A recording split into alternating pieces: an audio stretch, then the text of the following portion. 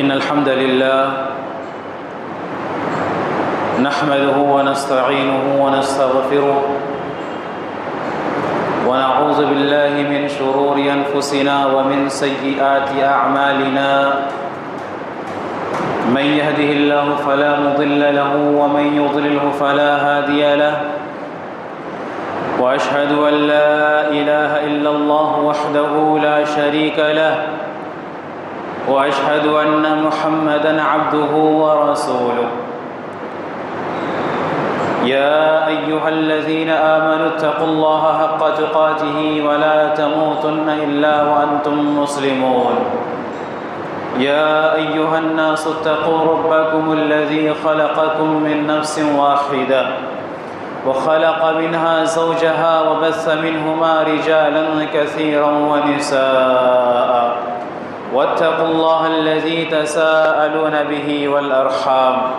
إن الله كان عليكم رقيبا يا أيها الذين آمنوا اتقوا الله وقولوا قولا سديدا يصلح لكم أعمالكم ويغفر لكم ذنوبكم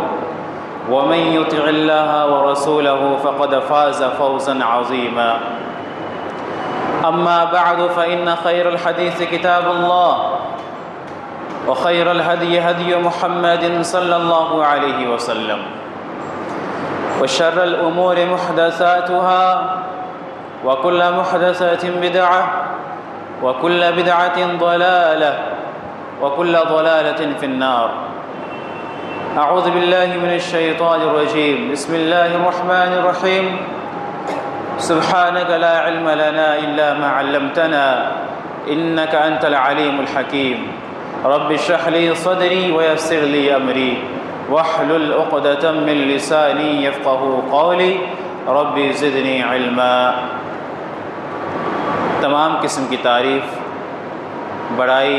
کبریائی، بزرگی و برتری، حمد و ثنا، ہر طرح کی تقدیس، تحمید خالق کائنات مالک ارض و سما کے لیے ہے، جو تمام جہانوں کا مالک ہے، پروردگار ہے، مصرف الامور ہے، مدبر ہے، تدبیر کرنے والا ہے، جس نے دن اور رات بنائے، منٹ اور گھنٹے بنائے، ان کو ہفتوں میں بانٹا، ہفتوں کو مہینوں میں تقسیم کیا، مہینے کو سالوں تک بنایا۔ تمام زمانوں کا مالک اللہ تبارک و تعالیٰ ہے، تمام اوقات کا مالک اللہ تبارک و تعالیٰ ہے، کائنات کے ذرے ذرے پر اللہ تبارک و تعالیٰ کا اختیار ہے۔ درود و سلام ہو تمام انبیاء کرام پر، خصوصاً ہمارے آخری نبی محمد الرسول اللہ صلی اللہ علیہ وسلم پر، اللہم صلی وسلم وبارک علیہ۔ محترم حاضرین جمعہ، ابھی ہم جس اسلامی سال میں سانسیں لے رہے ہیں، وہ اسلامی سال کا دوسرا مہینہ صفر کا مہینہ ہے۔ سن 1446 ہجری صفر کا مہینہ، پہلا مہینہ رخصت ہو گیا، ختم ہو گیا، اور یہ دوسرا مہینہ جس کے درمیان ہم اور آپ موجود ہیں۔ اسلام ایک ایسا ضابطۂ حیات ہے جو دلیلوں سے اور براہین سے بات کرتا ہے۔ اسلام نے تمام معاملات کو آشکارا کر دیا، واضح کر دیا، روشن کر دیا۔ کسی بھی میدان میں اگر ہم اس کی تعلیمات تلاش کرنے جائیں تو ہم ضرور اس کی تعلیمات کو ہم پائیں گے۔ کسی بھی لمحے کے لیے ہمیں یوں محسوس نہیں ہوتا کہ اسلام نے ہمیں تنہا اور اکیلا چھوڑ دیا۔ تمام میدان میں، ہر طرح کے معاملات میں اسلام نے ہماری رہنمائی فرمائی، ہمارے لیے تشنگی اور پیاس باقی نہ رہنے دی۔ اسلام دلیلوں سے بات کرتا ہے، براہین سے بات کرتا ہے، لیکن اسلام کے جو مخالف امور ہیں، جو مخالف طاقتیں ہیں، وہ اپنی طاقت اور اپنی زور سے اور اپنے حیلوں سے، اپنی مکاریوں سے، اپنی چالوں سے لوگوں کو اپنی طرف آمادہ کرتے ہیں، لوگوں کو ضلالت اور گمراہی کی طرف لگاتے ہیں، ایسے راستے کی طرف انہیں گامزن کرتے ہیں جس راستے کی آخری منزل اللہ تبارک و تعالیٰ کی غضب اور جہنم کا دردناک عذاب ہوتا ہے۔ اور اسلام ایک ایسا مذہب ہے، ایک ایسا خوبصورت دین ہے جس نے ہماری رہنمائی صراط مستقیم کی طرف کی، ہمیں سیدھے راستے کی طرف نشاندہی کی، ہمارے لیے رشد و ہدایت کے معاملات کو آسان کیا اور ان تمام چیزوں سے باخبر کیا جس کو عمل میں لا کر ہم اللہ تبارک و تعالیٰ کا قرب حاصل کر سکتے ہیں، اور ان تمام چیزوں سے تنبیہ کر دی جس سے ہم اللہ تبارک و تعالیٰ کی ناراضگی وصول کر سکتے ہیں۔ ہر ذرہ واضح ہے، لیلھا کنہارھا۔ اسلام اور دین اسلام کی تعلیمات، اس کی شریعت، اس کی راتیں بھی دن کی طرح چمکدار، روشن اور تابناک ہے۔ ہر چیز کو اللہ تبارک و تعالیٰ نے واضح اور بیان کر دیا، کھول کر بیان کر دیا۔ اب یہ الگ بات ہے کہ سمجھنے والوں نے سمجھا، نصیحت حاصل کرنے والوں نے نصیحت حاصل کی، نہ سمجھوں نے نہ سمجھا، انہوں نے نصیحت حاصل نہ کی۔ علم حاصل کرنے والوں نے جانا، انہوں نے علم حاصل کی، اور جاہل جاہل رہ گئے، ان پڑھ رہ گئے، بے علم رہ گئے۔ یہ سفر کا مہینہ چل رہا ہے۔ سفر کے تعلق سے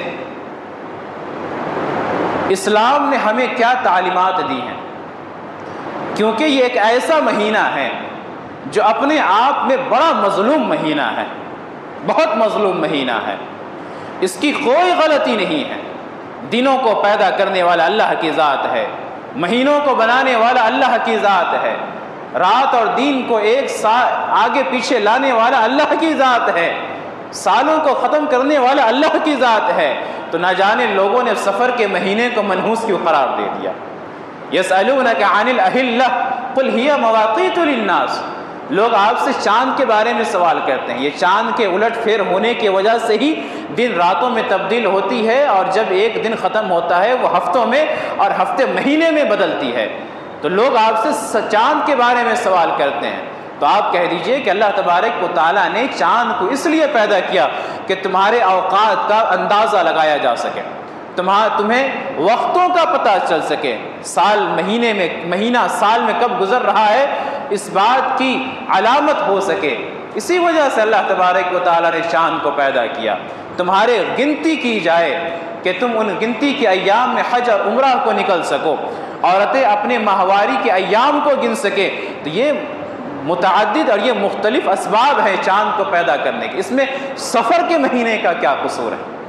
سفر کے مہینے کا کیا قصور ہے کہ لوگوں نے سفر کے مہینے کو منحوس قرار دیا ہوا ہے؟ آپ معاشرے کا دورہ کریں اور لوگوں کے عقائد کا جائزہ لیں، بہت سارے لوگوں کے عقیدوں میں آپ کو یہ بات سمجھ میں آئے گی کہ انہوں نے اس مہینے کو کتنا منحوس جانا ہوا ہے۔ اس مہینے میں نہ شادی بیاہ کی جاتی ہے، اس مہینے میں نہ کسی تجارت کی شروعات کی جاتی ہے، اس مہینے کے اندر نہ کاروبار کا آغاز کیا جاتا ہے، اور اس مہینے کے شروع کے 13 دنوں کو منحوس سمجھا جاتا ہے۔ سب سے پہلے اگر ہمیں جاننا ہے کہ اس سفر ہے کیا، تو ہمیں زمانہ جاہلیت سے دیکھنی ہوگی۔ اللہ کے نبی صلی اللہ علیہ وسلم کے مبعوث ہونے سے پہلے بھی یہ مہینہ آیا، اس وقت بھی 12 مہینے ہوا کرتے تھے، 3 اور 4 مہینے حرمت کے ہوتے تھے، جو 3 پے در پے ہیں اور 1 رجب کا مہینہ ہے۔ تو سفر کو سفر اس لیے کہا جاتا ہے۔ علامہ سخاوی رحمہ اللہ اس کی وجہ تسمیہ بیان کرتے ہیں کہ اس کا نام سفر اس لیے پڑا کہ جب سفر کا مہینہ داخل ہوتا تو لوگ اپنے گھروں کو چھوڑ دیتے تھے، قتال کے لیے، سفر کے لیے، تجارتوں کے لیے اپنے محلے سے، اپنے قبائل سے نکل پڑتے تھے، اور اس طریقے سے ان کا گھر خالی ہو جاتا تھا۔ لہذا اس مہینے کا نام سفر پڑا، جو صفر سے ہے۔ صفر مطلب جو 0 ہوتا ہے، یعنی جس کی کوئی گنتی نہیں ہے، کوئی تعداد نہیں ہے اپنے آپ میں۔ اور بعض لوگوں نے یہ بھی کہا ہے کہ سفر کو سفر اس لیے کہتے ہیں کہ کفار مکہ یا عرب کی سرزمین ایک ایسی سرزمین تھی جہاں پہ لوٹ خسوٹ، چوری، ڈاکہ زنی اور حرام کام بڑے شد و مت کے ساتھ کیے جاتے تھے۔ لوگوں کا مال ایک دوسرے کے ساتھ محفوظ نہیں تھا، لوگ ایک دوسرے کے مال کو ہڑپ کر لیتے تھے، ان کے مالوں پر قبضہ کر لیتے تھے۔ لیکن جب حرمت والے مہینے داخل ہوتے تو یہ تمام کاموں سے رک جایا جاتا۔ ذی قعدہ، ذی الحجہ اور محرم الحرام کا جب یہ مہینہ آتا تو یہ تمام اوباش قسم کے لوگ، تمام رہزن، تمام چور اچکے اپنی حرکتوں سے باز آ جاتے ہیں۔ لیکن جیسے ہی محرم کا مہینہ ختم ہوتا، سفر کا مہینہ شروع ہوتا، یہ پھر سے نکل پڑتے اور ایسے گھروں میں ڈاکہ ڈالتے جہاں مال و دولت کے انبار ہوتے اور اس گھر کے تمام مال کو اٹھا لے جاتے اور وہاں کے اہل و عیال کو صفر کے ساتھ چھوڑتے، یعنی زیرو کے ساتھ، ان کے پاس کچھ نہ ہوتا۔ تو یہ وجہ تسمیہ بتائی جاتی ہے کہ سفر کو سفر کیوں کہا جاتا ہے، اور لوگوں نے اسی بنا پر سفر کے مہینے کو منحوس قرار دے دیا۔ لوگ اپنے عمل کو نہیں دیکھتے ہیں، دوسرے کے حرکات سے فیصلہ لگاتے ہیں۔ انہوں نے دیکھا کہ سفر کے مہینے میں ہمارے تمام مال و دولت کو لوٹ لیا جاتا ہے، ہمارے راستے محفوظ نہیں رہتے ہیں، چور نکل پڑتے ہیں، رہزن نکل پڑتے ہیں، یہ مہینہ ہی منحوس مہینہ ہے۔ لوگوں نے اپنے اعمال کو اور اپنے کردار کو نہیں دیکھا کہ لوگ چوری کرنے کے لیے نکل پڑتے ہیں، ڈاکہ ڈالنے کے لیے نکل پڑتے ہیں۔ ایک خیانت کرنے والا کسی کے مال میں خیانت کرنے لگتا ہے۔ جب اس مہینے کے اندر وہ عمل کا انجام دیا گیا تو لوگوں نے اس مہینے کو ہی منحوس مہینہ قرار دے دیا، اور یہی چیز زمانہ اسلام نے اس چیز سے منع کیا۔ لیکن ہائے افسوس، گزرتے ایام کے ساتھ وہ زمانہ جاہلیت والا عقیدہ مسلمانوں کے اندر دوبارہ سے رائج ہو چکا۔ جب سفر کا مہینہ شروع ہوتا ہے تو لوگ اس مہینے کو منحوس مہینہ قرار دیتے ہیں اور سمجھتے ہیں کہ اس مہینے کے اندر بلائیں اور آزمائشیں نازل ہوتی ہیں، اس مہینے کے اندر خیر و برکت کا نزول نہیں ہوتا ہے، اس مہینے سے اللہ تبارک و تعالیٰ خیر و برکت کو کھینچ لیتا ہے، اس مہینے میں کیے گئے کام میں اللہ تبارک و تعالیٰ برکتیں نازل نہیں فرماتا ہے، خصوصاً اس کے 13 ایام میں، جس کو 13 تیزی کے نام سے شاید جانا جاتا ہے۔ خصوصاً اس کے جو شروع کے جو 13 ایام ہیں، ان 13 ایام کو بہت زیادہ منحوس قرار دیا جاتا ہے۔ حالانکہ یہ جو 13 کی تعداد ہے، آپ جب مغرب میں جائیں گے تو وہاں کے لوگ 13 کی تعداد کو منحوس قرار دیتے ہیں۔ اسی وجہ سے وہاں کی بلڈنگوں میں، وہاں کی عمارتوں میں جو 13ویں فلور ہوتی ہے، 13ویں منزل عمارت ہوتی ہے، وہاں پہ 13 نہیں لکھا جاتا ہے، وہ 13 کو حذف کر دیتے ہیں، اس کے بعد کی تعداد لکھی جاتی ہے۔ تو اس لفظ کو اور اس گنتی کو، اس تعداد کو وہ لوگ منحوس قرار دیتے ہیں۔ وہیں آپ بعض دوسرے علاقوں میں جائیں تو اسی تعداد کو متبرک تعداد سمجھا جاتا ہے، بابرکت تعداد سمجھا جاتا ہے۔ یہی ہوتا ہے اسلام سے دوری کے نتائج، کہ ایک عمل بعض علاقوں میں منحوس مانی جا رہی ہے اور دوسرا عمل بعض علاقوں میں متبرک مانا جا رہا ہے۔ لیکن اسلام ایک ایسا مذہب ہے کہ اس کا ہر حکم ہر علاقے والوں کے لیے ہے، ہر زمانے کے لوگوں کے لیے ہے۔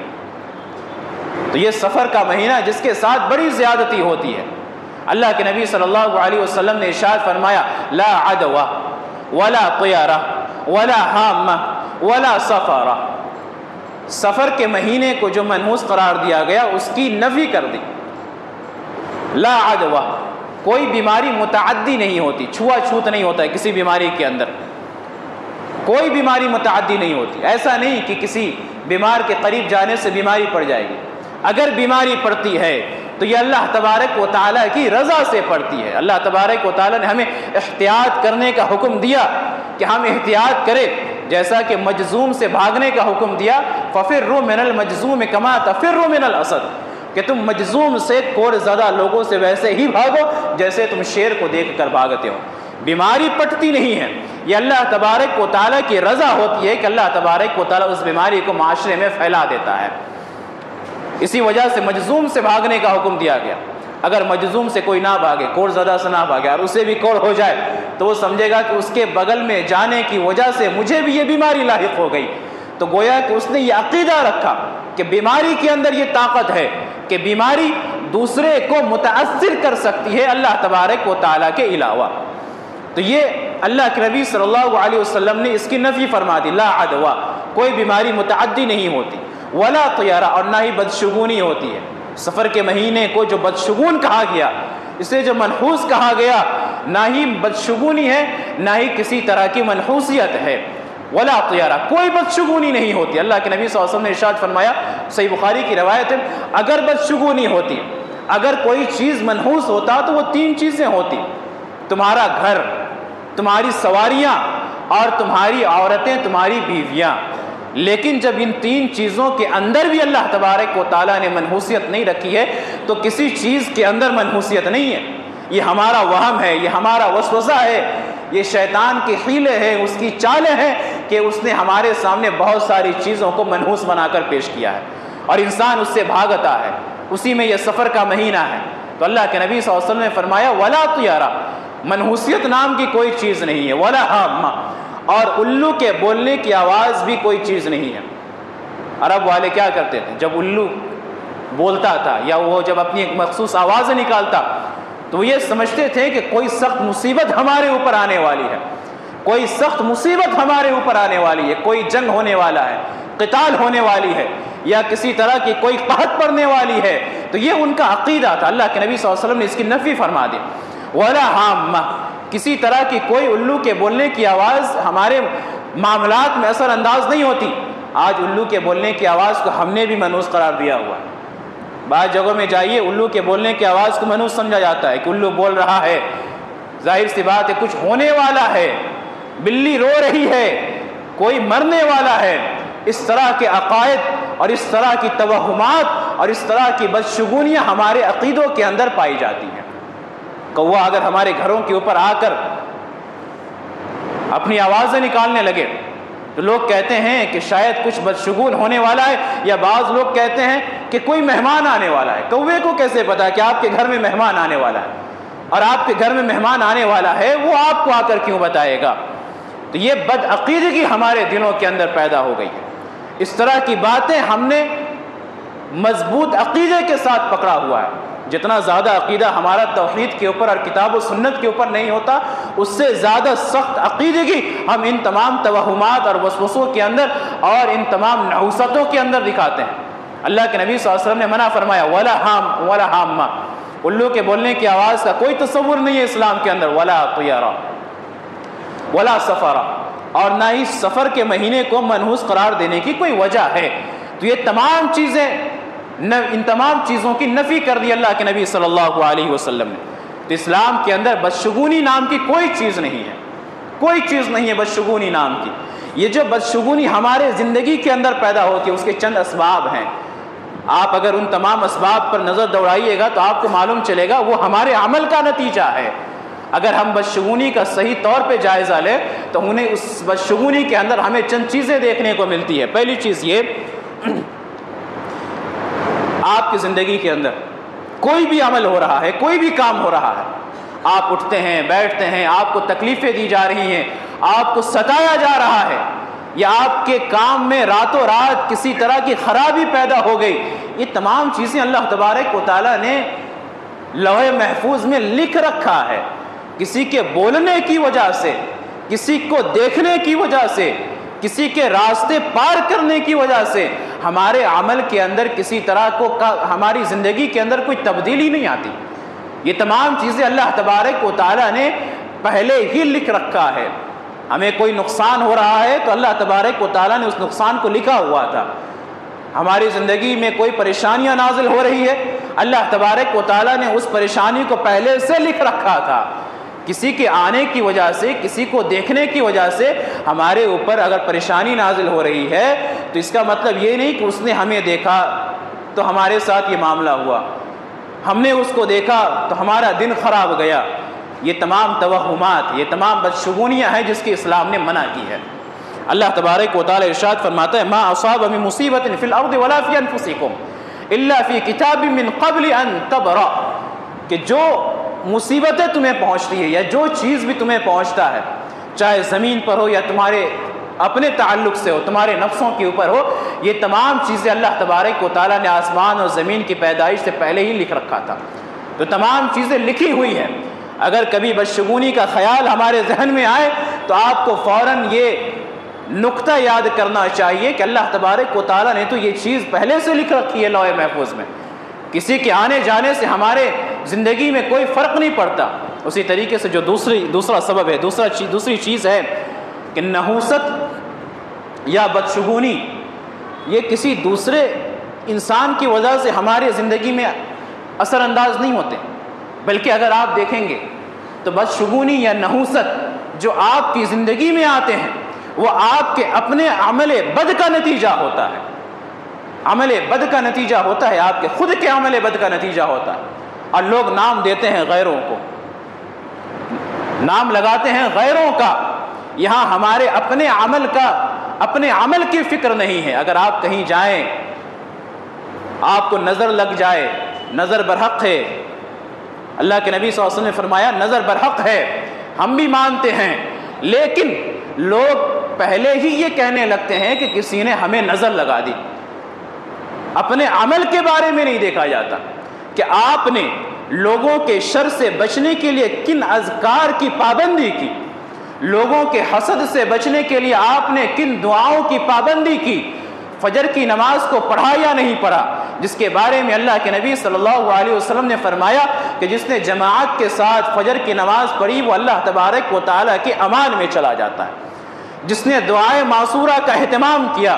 شام تک اللہ تبارک و تعالیٰ اس کو شیطان سے محفوظ رکھتا ہے۔ بہت ساری دعائیں ہیں، اس کی بہت ساری فضیلتیں ہیں، تو آپ نے وہ تمام اذکار کی پابندی اور وہ تمام عمل خیر کیا یا نہیں کیا؟ آپ کو کوئی مصیبت پہنچی، آپ نے دوسروں کو بلیم کرنا شروع کر دیا کہ فلاں کے دیکھنے کی وجہ سے، فلاں کے بولنے کی وجہ سے ہمارے ساتھ یہ نقصان ہوا، ہمیں یہ پریشانی ہوئی۔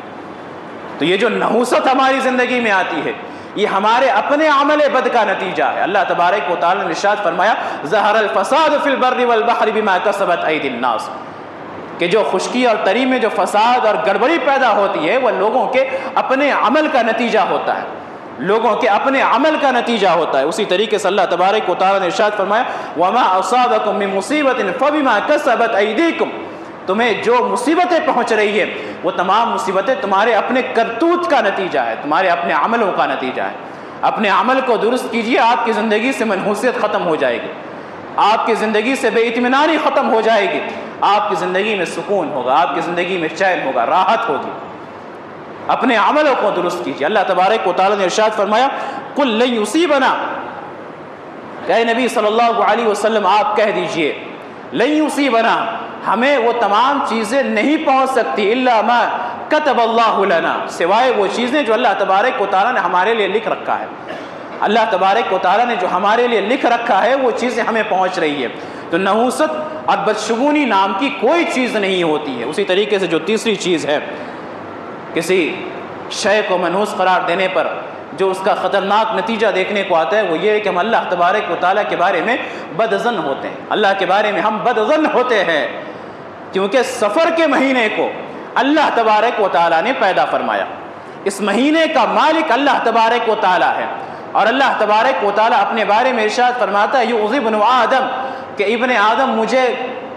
برا بھلا کہتا ہے، مجھے تکلیفیں دیتا ہے، مجھے گالیاں دیتا ہے، یسب الدہر وانا الدہر، وہ زمانے کو برا بھلا کہتا ہے حالانکہ میں ہی زمانہ ہوں، میں ہی زمانے کو الٹ پلٹ کرتا ہوں، زمانے کی دیکھ بھال کرتا ہوں، تمام تدبیریں کرتا ہوں۔ اور جب ابن آدم زمانے کو گالی دے رہا ہے تو گویا کہ اس نے اللہ تبارک و تعالیٰ کو برا بھلا کہا۔ تو سفر کو برا بھلا کہنے سے پہلے ہمیں اس حدیث قدسی کو یاد رکھنی چاہیے کہ دراصل حقیقت ہم اللہ تبارک و تعالیٰ کو برا بھلا کہہ رہے ہیں۔ اسی طریقے سے کسی شے کے ظاہر ہونے سے یا کسی شے کے چلے جانے سے جب ہم اس سے منحوسیت کا مسئلہ اخذ کرتے ہیں، مثال کے طور پر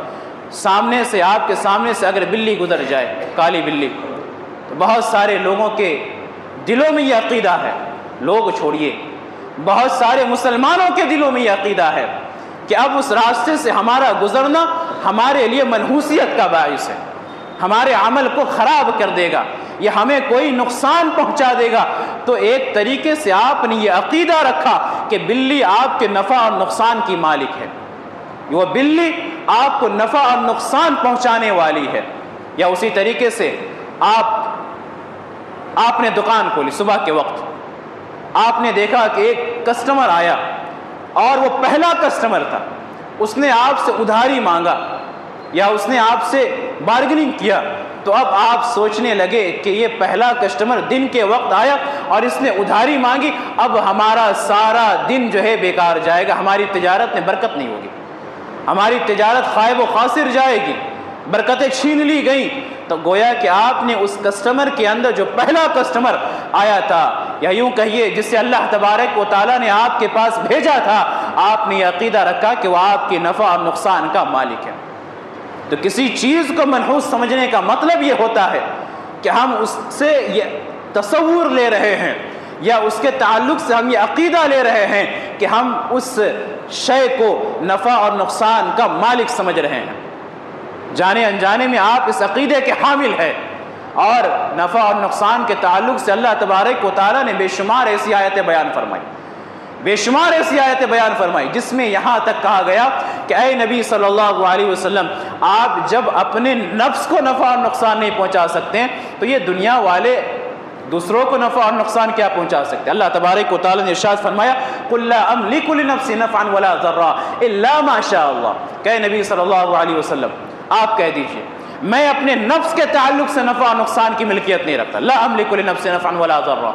الا ما شاء اللہ، سوائے ان چیزوں کے جس کی اللہ تبارک و تعالی اجازت ہے یا جو اللہ تبارک و تعالی چاہے۔ وَلَوْ كُنْتُ أَعْلَمُ الْغَيْبَ لَاسْتَكْثَرْتُ مِنَ الْخَيْرِ، اگر میں غیب کی باتوں کو جانتا تو میں اپنے لیے بھلائیوں کو جمع کر لیتا۔ یہ ایک دوسرا مسئلہ، یہ دوسری بات ہے۔ اللہ کے نبی صلی اللہ علیہ وسلم کا یہ فرمانا کہ لا املک لنفسی نفعا ولا ضرا الا ما شاء اللہ، کہ میں اپنے آپ کو نفع اور نقصان اتنا ہی پہنچا سکتا ہوں جتنا اللہ تبارک و تعالی چاہے، اس میں بھی اللہ تبارک و تعالی کی مشیت ہے۔ تو جب اللہ کے نبی صلی اللہ علیہ وسلم کی یہ حالت ہے تو ہم نے ہر ایرو غیرو نٹو کھیرو کو کیسے سمجھ لیا کہ وہ ہمارے زندگی کے اندر اس کا چلنا، اس کا اٹھنا، اس کا بیٹھنا، اس کا کھانا پینا، اس کا ہمارے سامنے آنا یا میرا اس کو دیکھنا ہماری زندگی کے اندر متاثر کر سکتی ہے۔ نعوذ باللہ من ذالک۔ نفع اور نقصان کا مالک اللہ تبارک و تعالی ہے، اور خصوصاً یہ جو نحوست کی جو بیماری ہے نا، یہ عورتوں کے اندر بہت دیکھنے کو ملتی ہے۔ مسلم معاشرے کی عورتوں کے اندر یہ بیماری بہت زیادہ ہے۔ اگر گھر میں کسی طرح کا کوئی حادثہ ہو جائے تو لوگ یا عورتیں کہتی ہیں کہ فلاں کا چہرہ دیکھ لیا تھا، یا گھر میں کوئی منحوس چہرے والا نہ کہے، منحوس چہرے والا نہ کہے، یا گھر میں کوئی آ جائے، کوئی بھی آ جائے جو انہیں ناپسند ہو اور اس کے آنے کے بعد آپ کے گھر میں کسی طرح کا کوئی حادثہ ہو جائے تو یہ عورتیں ضرور کہتی ہیں کہ فلاں ہمارے گھر میں قدم رکھا، یا فلاں کے آنے کی وجہ سے، یا فلاں کے دیکھنے کی وجہ سے، فلاں کی موجودگی کی وجہ سے ہماری زندگی میں یا ہمارے گھر میں اس طرح کے حادثے ہو رہے ہیں۔ یہ بدعقیدگیاں آج ہمارے معاشرے کے اندر عام ہے، اور انہی بدعقیدگیوں میں ہم سانسیں لے رہے ہیں اور ان سے دامن چھڑانے کی فکر ہم نہیں کر رہے ہیں۔ نہ جانے ان بدعقیدگیوں میں ہم نے کتنی راتیں اور کتنے ایام گزار دیے، اللہ تبارک و تعالیٰ کو ہم نے ناراض کیا ہوا ہے۔ بعض بدعقیدگیاں ایسی ہیں جو ہمیں شرک تک داخل کر سکتی ہیں، اور یہ شرک ہی ہے کہ ہم کسی دوسرے کے تعلق سے یہ عقیدہ رکھیں کہ وہ نفع اور نقصان کا مالک ہے۔ نفع اور نقصان کی ملکیت صرف اللہ کے ہاتھ میں ہے، اللہ کے ہاتھ میں۔ وَلَا تَدْعُ مِن دُونِ اللَّهِ مَا لَا يَنفَعُكَ وَلَا يَضُرُّكَ فَإِن فَعَلْتَ فَإِنَّكَ إِذًا مِنَ الظَّالِمِينَ، کہ نبی صلی اللہ علیہ وسلم، یہاں بھی اللہ کے نبی کو خطاب ہے۔ جہاں اللہ کے نبی صلی اللہ علیہ وسلم کو خطاب ہے وہاں آپ کو تو خطاب ہے ہی، لیکن ضمناً تمام امت کو خطاب کیا جاتا ہے۔ خصوصیت کے ساتھ اللہ کے نبی صلی اللہ علیہ وسلم کو مخاطب کر کے کہا جا رہا ہے وَلَا تَدْعُ مِن دُونِ اللَّهِ، کہ اللہ کے علاوہ ایسے لوگوں کو نہ پکاریں مَا لَا يَنفَعُكَ وَلَا يَضُرُّكَ، جو نہ آپ کو نفع پہنچا سکتے ہیں نہ آپ کو نقصان پہنچا سکتے ہیں۔ فَإِن فَعَلْتَ فَإِنَّكَ إِذًا مِنَ الظَّالِمِينَ، اگر آپ نے ایسا کیا ہے نبی صلی اللہ علیہ وسلم آپ سن لیجئے، اگر آپ نے ایسا کیا آپ ظالموں میں سے ہو جائیں گے۔ فَإِن فَعَلْتَ فَإِنَّكَ إِذًا مِنَ الظَّالِمِينَ، تو آپ ظالموں میں سے ہو جائیں گے۔ اللہ کے نبی صلی اللہ علیہ وسلم کو اتنی سخت وارننگ دی جا رہی ہے کہ اگر آپ نے دوسروں کو پکارا یہ عقیدہ رکھتے ہوئے کہ وہ ہمیں نفع دے سکتا ہے، وہ ہمیں نقصان پہنچا سکتا ہے، تو آپ ظالموں میں سے ہو سکتے ہیں، ہو جائیں گے، تو اللہ کے نبی صلی اللہ علیہ وسلم کے بعد ہر چھوٹے موٹے پیر، چھوٹے موٹے ولی، مزاروں میں بیٹھے ہوئے لوگ، آستانوں میں بیٹھے ہوئے مزاور، ان تمام کو ہم نے اپنا مشکل کشا یا اپنا نفع دینے والا، اپنا نقصان دینے والا سمجھا ہوا ہے۔ تو یہ تمام شرکیہ امور ہے جس سے اپنے آپ کو بچانے کی ضرورت ہے، اور یہ نحوست یا کسی کے بارے میں یہ عقیدہ رکھنا کہ وہ منحوس ہے ہمیں ایسے عقیدے کی طرف کھینچ کے لے جاتا ہے، کیونکہ ہم نے یہ تصور کیا کہ وہ ہمیں نفع اور نقصان دے سکتا ہے، اور نفع اور نقصان کا مالک اللہ تبارک و تعالیٰ کی ذات ہے۔ تو معلوم یہ چلا کہ ماہ سفر کو جو عقیدے والے لوگ جو منحوس قرار دیتے ہیں، اور اس مہینے کے بارے میں جو یہ عقیدہ، یہ گمان رکھا جاتا ہے کہ اس مہینے کے اندر خیر و برکت کا نزول نہیں ہوتا، بہت سارے لوگ اس مہینے میں شادی بیاہ بھی نہیں کرتے، یا اگر کسی کی شادی ہو جاتی ہے تو اس مہینے میں شوہر اور بیوی کا چہرہ ایک دوسرے کو دیکھنے نہیں دیتے،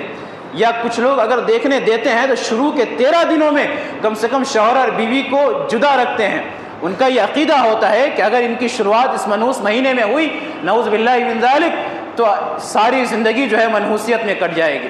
تو یہ عقیدہ آج ہمارے معاشرے کے اندر ہے، آج ہمارے معاشرے کے اندر پایا جاتا ہے۔ تو کوئی چیز منحوس نہیں ہوتی، ہم اپنے عمل کی وجہ سے اپنی زندگی کو تاریک کرتے ہیں، اپنے عملوں کو خراب کرتے ہیں، اور اپنی زندگی سے چین و سکون کو ختم کرتے ہیں۔ ایک بات اب ہمیشہ یاد رکھیں، اللہ تبارک و تعالیٰ کی نافرمانی کرنے کی وجہ سے آپ کی زندگی ہمیشہ بے اطمینانی میں گزرے گی، اور یہ بے اطمینانی آپ کے اپنے عمل بد کا نتیجہ ہوگی، کسی کے آنے بیٹھنے دیکھنے سننے یا کسی کے موجود ہونے کی وجہ سے نہیں ہوگی۔ تو اپنے آپ کو عمل بد سے بچائیے، اور اپنے آپ کو اللہ تبارک و تعالیٰ کی فرما برداری میں لگائیے۔ اگر کوئی شخص اپنے آپ کو بدشگونی سے بچا لیتا ہے تو اللہ کے نبی صلی اللہ علیہ وسلم نے اس کی جو فضیلت بیان فرمائی ہے، یقیناً ایسی فضیلت ہے کہ ہر مسلمان چاہے گا کہ ہم اس فضیلت کے حقدار ہوں۔ عبداللہ ابن عباس رضی اللہ تعالی عنہ نے بیان فرمایا کہ قیامت کے روز اللہ تبارک و تعالی 70,000 لوگوں کو بغیر حساب و کتاب کے جنت میں داخل کرے گا۔ کون نہیں چاہتا؟ کون نہیں چاہتا کہ ہمارا حساب و کتاب نہ ہو؟ کیونکہ حساب و کتاب ہونا یقیناً بڑا دشوار کن مرحلہ ہے۔ اللہ تبارک و تعالیٰ کے سامنے اپنی زندگی کا حساب دینا، یہ عمل ہوا کیوں ہوا، یہ بڑا دشوار کن معاملہ ہے۔ ہر کوئی چاہتا ہے کہ ہمارا حساب و کتاب نہ ہو۔ صحابہ کرام آپس میں غور و خوض کرنے لگے کہ وہ 70,000 کون ہیں۔ پھر اللہ کے نبی صلی اللہ علیہ وسلم نے خبر دی، ہم الذین لا یسترقون ولا یتطیرون، کہ یہ وہ لوگ ہیں جو جھاڑ پھونک دم وغیرہ نہیں کرواتے ہیں، جو خود یاد ہیں اس سے خود اپنے آپ پہ دم کر لیتے ہیں، لیکن دوسروں کے پاس نہیں جاتے ہیں کہ ہمارے اوپر دم کر دیجئے۔ ولا یکتؤون، اور نہ کسی بیماری کی وجہ سے وہ اپنے آپ کو دگواتے ہیں۔ ولا یتطیرون، اور نہ ہی وہ بدشگونی لیتے ہیں، فال لیتے ہیں۔ وہی بدشگونی ہے جس کے متعلق ابھی بات چل رہی ہے، وعلی ربہم یتوکلون، اور اپنے رب کے اوپر توکل رکھتے ہیں، اپنے رب پر بھروسہ رکھتے ہیں۔ تو اگر کسی نے اپنے آپ کو بدشگونی سے بچایا تو یقیناً اللہ تبارک و تعالیٰ اس کو ایسی فضیلت میں داخل کرے گا۔ اور اللہ کے نبی صلی اللہ علیہ وسلم نے اس بدشگونی کو شرک قرار دیتے ہوئے فرمایا کہ الطیرۃ شرک، کہ طیرہ یا بدشگونی لینا شرک ہے، یہ شرک ہے، یہ شرک ہے۔ اللہ کے نبی صلی اللہ علیہ وسلم نے 3 مرتبہ ارشاد فرمایا، من ردت الطیرۃ عن حاجۃ، جس کو بدشگونی اس کے کسی عمل سے روک دے، کسی عمل سے روک دے تو اس شخص نے شرک کیا۔ صحابہ کرام نے پوچھا کہ اللہ کے نبی صلی اللہ علیہ وسلم اس کا کفارہ کیا ہے؟ اللہ کے نبی نے کہا کہ وہ یہ دعا پڑھے، اللہم لا طیر الا طیرک ولا خیر الا خیرک ولا الہ غیرک، یہ دعا پڑھے۔ بدشگونی لینا اللہ کے نبی صلی اللہ علیہ وسلم نے شرک قرار دیا۔ شرک کیسے قرار دیا؟ اللہ تبارک و تعالی تمام ملکیت رکھتا ہے، نفع نقصان پہنچانے کی طاقت اللہ کے پاس ہے۔ بدشگونی لینے والا یہ عقیدہ رکھتا ہے کہ ہم نے جس چیز سے بدشگونی لی وہ چیز اپنے آپ میں ہماری زندگی میں نفع اور نقصان کی ملکیت رکھ رہی ہے، تو گویا کہ اس شخص نے اللہ تبارک و تعالیٰ کے ساتھ ایسے معاملے میں کسی کو شریک کیا جس کا حقدار صرف اور صرف اللہ تبارک و تعالیٰ کی ذات تھی۔ اگر ہمارے دلوں کے اندر اس طرح کا کوئی وسوسہ پیدا ہو جائے، صحابہ کرام نے شکایت کی اللہ کے نبی صلی اللہ علیہ وسلم سے کہ اللہ کے نبی ہوتا ہے کبھی کبھی توہم دلوں کے اندر پیدا ہوتی ہے،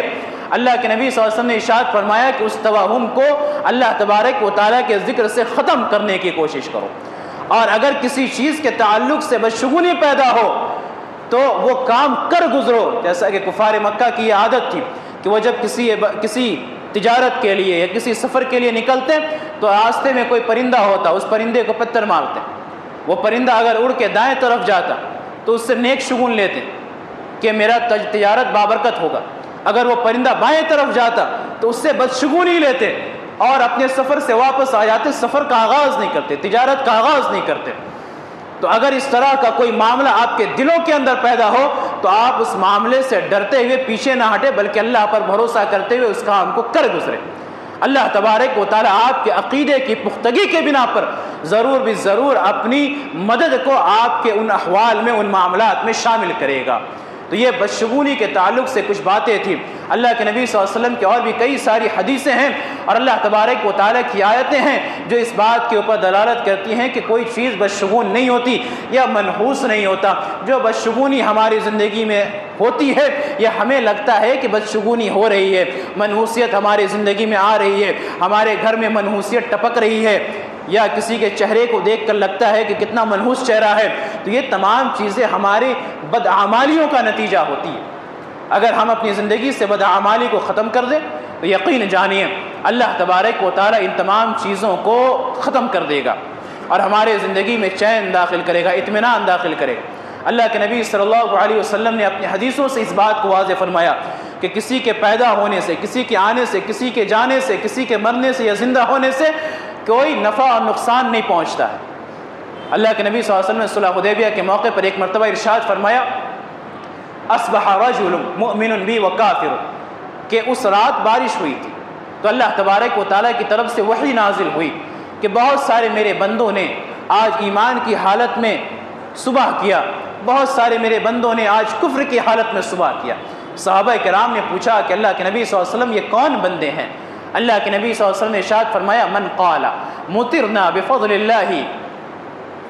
فقد اصبح مؤمن بی وکافر بالکواکب، کہ جس نے صبح اس حالت میں کی کہ وہ یہ کہہ رہا ہو کہ ہمارے اوپر جو بارش ہوئی وہ اللہ تبارک و تعالیٰ کا فضل تھا، اللہ تبارک و تعالیٰ کا فضل تھا، تو در حقیقت وہ شخص میرے اوپر ایمان لانے والا ہے اور کواکب کا، ستاروں کا انکار کرنے والا ہے۔ آج ستاروں کے چکر میں بہت سارے لوگ پڑے ہوئے رہتے ہیں، نجومیوں کے پاس جاتے ہیں، کاہنوں کے پاس جاتے ہیں، عراف کے پاس جاتے ہیں، اپنے ماتھے کو دکھوانے کے لیے آپ کی زندگی میں کیا ہونے والا ہے، اپنے ہاتھ کی ریکھاؤں کو چیک کروانے کے لیے کہ آپ کی شادیاں کب ہوگی، آپ کی تجارت کب چلے گی، آپ کی زندگی میں بڑے بڑے امور کب ہوں گے، آپ مالدار کب بنیں گے۔ یہ تمام چیزیں ایسی ہیں جس کا تعلق اللہ کے نبی صلی اللہ علیہ وسلم نے اللہ تبارک و تعالیٰ کے ساتھ جوڑا ہے۔ یہ تمام جو عراف اور کاہنوں کے پاس آنے والے لوگ ہیں، ان کے تعلق سے اللہ کے نبی نے ارشاد فرمایا کہ ان ایسی قوم ہیں جن کے 40 دن کی نمازیں اللہ تبارک و تعالیٰ قبول نہیں کرتا، یا جو ان کی تصدیق کرتا ہے تو گویا کہ وہ دین اسلام سے خارج ہو گیا۔ فقد کفر بما انزل علی محمد صلی اللہ علیہ وسلم، اس نے اس بات کی نافرمانی کی، اس بات کا انکار کیا جو اللہ کے نبی صلی اللہ علیہ وسلم کے اوپر نازل کی گئی ہے۔ تو جس نے کہا کہ ہمارے اوپر بارش کی گئی اللہ کی وجہ سے، اس نے اللہ تبارک و تعالیٰ پر ایمان رکھا، ستاروں کا انکار کیا، اور جس نے کہا مطرنا بنوء کذا و کذا، ہمارے اوپر فلاں ستاروں کی وجہ سے بارش ہوئی، فلاں انسان کے پیدا ہونے کی وجہ سے یہ برکتیں ہو رہی ہیں، یا فلاں کے آنے کی وجہ سے ایسا معاملہ ہوا، تو ایسے شخص نے میرا انکار کیا اور ان ستاروں کے اوپر ایمان رکھا۔ تو یہ منحوسیت اور یہ بدشگونی دراصل اسلام کے اندر اس کا کوئی تصور نہیں ہے اس کی کوئی حیثیت نہیں ہے جو ہمارے زندگی کے اندر بدشگونی دیکھنے کو ملتی ہے یا جو منحوسیت ہم محسوس کرتے ہیں، یہ ہمارے اپنے عمل بد کا نتیجہ ہوتا ہے۔ ابھی جو سفر کا مہینہ چل رہا ہے اور جو اس مہینے کو بہت سارے لوگ منحوس قرار دیتے ہیں اور یہ تصور کرتے ہیں کہ اس کے شروع کے 13 دن بڑے منحوس ہوتے ہیں۔ بعض لوگ کہتے ہیں کہ سفر کے مہینے کی آخری جو بدھ ہوتی ہے وہ بڑا منحوس بدھ ہے، کیونکہ دلیل یہ دیتے ہیں کہ اللہ کے نبی صلی اللہ علیہ وسلم کی جو بیماری تیز ہوئی، جس بیماری میں آپ صلی اللہ علیہ وسلم کی وفات ہوئی، وہ دراصل سفر کے مہینے کی آخری بدھ تھی جس میں اللہ کے نبی صلی اللہ علیہ وسلم کی بیماری بڑھ گئی۔ تو اس بدھ کو یہ دلیل دیتے ہوئے بڑا منحوس بدھ مانتے ہیں اور اس میں نہ جانے اور کیا کیا خرافات انجام دیتے ہیں۔ بعض لوگ کچھ صدقے کرتے ہیں، کچھ چیزیں پکاتے ہیں وغیرہ وغیرہ، بہت ساری چیزیں ہیں۔ اگر سفر کے آخری بدھ کو منحوس قرار دینا ہوتا تو ہمیں ان دن کو منحوس قرار دینا پڑتا جس دن اللہ کے نبی صلی اللہ علیہ وسلم کی وفات ہوئی تھی، کیونکہ بیماری سے زیادہ اذیت ناک چیز وہ کسی کی جدائی ہوتی ہے، اور جدائی وہ بھی ایسے شخص کی، ایسی شخصیت کی جو تمام اعزہ و اقارب سے زیادہ محبوب ہو اور اللہ تبارک و تعالیٰ کے بعد سب سے زیادہ پسندیدہ ہو۔ تو یہ ان تمام چیزوں کا اسلام سے کوئی تعلق نہیں ہے، اسلام کا کوئی تصور نہیں ہے۔ اللہ تبارک و تعالیٰ سے دعا ہے کہ اللہ تبارک و تعالیٰ ہمیں صراط مستقیم پر قائم رکھے، الہ العالمین ہمارے عقیدے کو درست فرمائے، ہمیں عقیدہ توحید اپنانے کی توفیق عطا فرمائے، ہمیں ان تمام بدعقیدگیوں سے محفوظ رکھے، آمین۔ وآخر دعوانا ان الحمد للہ رب العالمین وما علینا الا البلاغ المبین۔